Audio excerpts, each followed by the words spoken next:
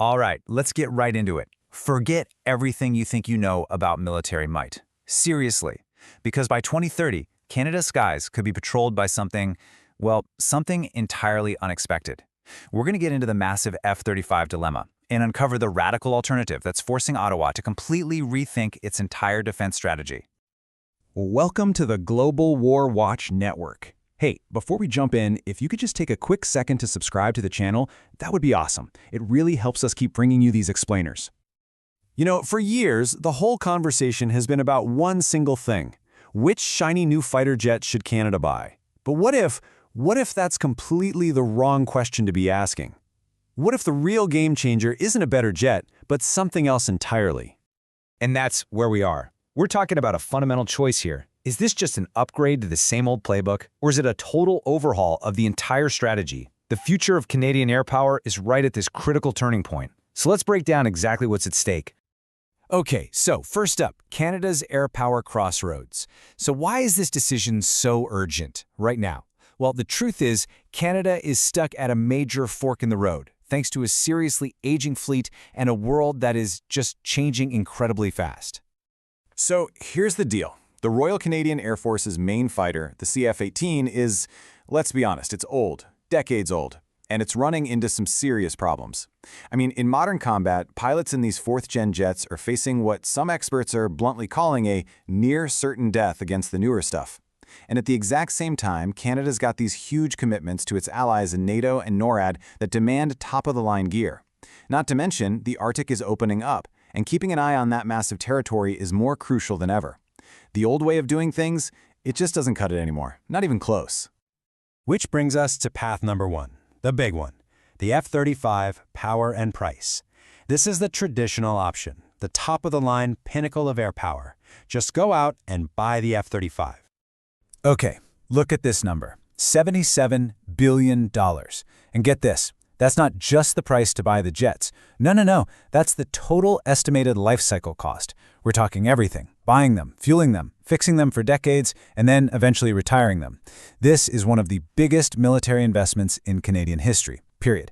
And you've got to ask, what else could you do with $77 billion? But then you see a quote like this, and it really hits home. For the people who support this purchase, that huge price tag isn't a choice. It's a necessity. Their argument is pretty simple. In today's world, sending a pilot into a fight in anything less than a fifth-gen stealth fighter like the F-35, well, it's an unbelievable risk. This whole thing is about one word: survivability. That's it. So the case for the F-35 really boils down to four key things. First, strategically, it's all about playing well with others, making sure Canadian jets can work seamlessly with all their NATO allies who are already flying F-35s. Technologically, it's a massive leap forward, no question. But then there's the economic angle. A lot of Canadian companies are already building parts for the F-35 program. In fact, their parts are on every single F-35 built, so picking this jet means locking in all those valuable contracts. All right, now let's completely switch gears. Let's talk about the other path, a totally different way of thinking about the future.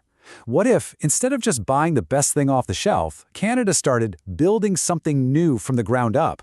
Welcome to the drone paradigm.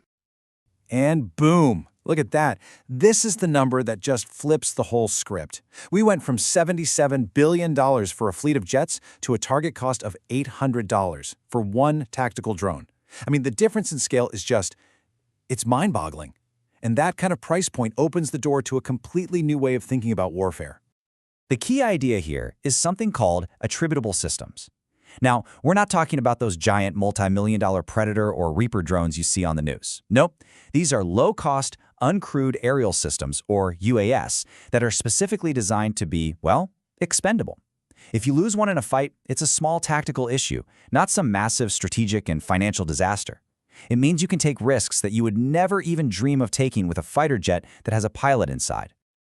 And this isn't just some fantasy either. The Canadian government is actually putting money behind this. There's this thing called the Drone Surge Contest, and its whole goal is to jumpstart a Canadian drone industry.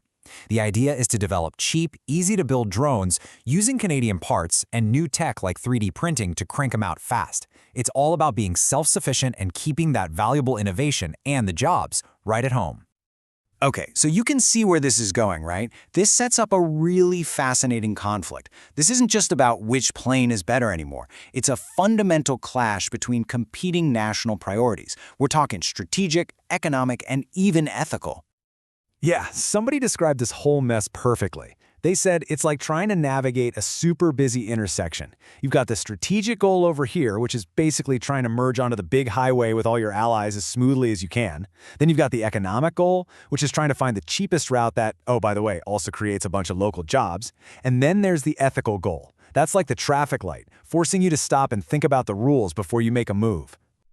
So let's put these two paths head to head. Strategically, the F-35 is the safe bet. It guarantees Canada can work with its allies. The drone path, on the other hand, is all about taking care of business at home, like watching the Arctic and acting as what they call force multipliers. Economically, F-35 secures the jobs we have now, but it costs a fortune. Drones could create a whole new industry from scratch with huge potential for exports. And then there's the ethical side. With pilots, the rules of engagement are pretty well established, but with drones, that's where it gets tricky. I mean, you have to ask the tough question. If you take the pilot out of the cockpit, does it make it way too easy to pull the trigger? That's a huge conversation that needs to happen out in the open. Look, this drone idea isn't a silver bullet. There are some major challenges to figure out. First, interoperability. How in the world do you get a brand new Canadian drone to communicate with an American F-35? Then there's the Arctic. Seriously, how do you get these things to work in brutal Canadian winters when batteries freeze and satellite links are spotty at best? Plus, for every drone, there's someone else building an anti-drone weapon. They're not invincible. And most importantly, you absolutely have to have clear public rules for how and when these things can be used. So this all brings us to the final point, a nation's high-stakes choice. Because what we're really talking about here isn't just another government purchase. This decision is going to set the course for Canada's national security, its economy, and its place in the world for like the next 50 years. When you boil it all down, it's a choice between two completely different futures. You have the traditional path: buy a top-tier fighter from your allies, lock yourself in tighter with your established partners. It's proven power with predictable costs. Then you have the innovative path: build your own drone industry from the ground up, shoot for self-sufficiency, and maybe even create new export markets. It's got massive disruptive potential, but it also comes with a whole lot of unknown challenges.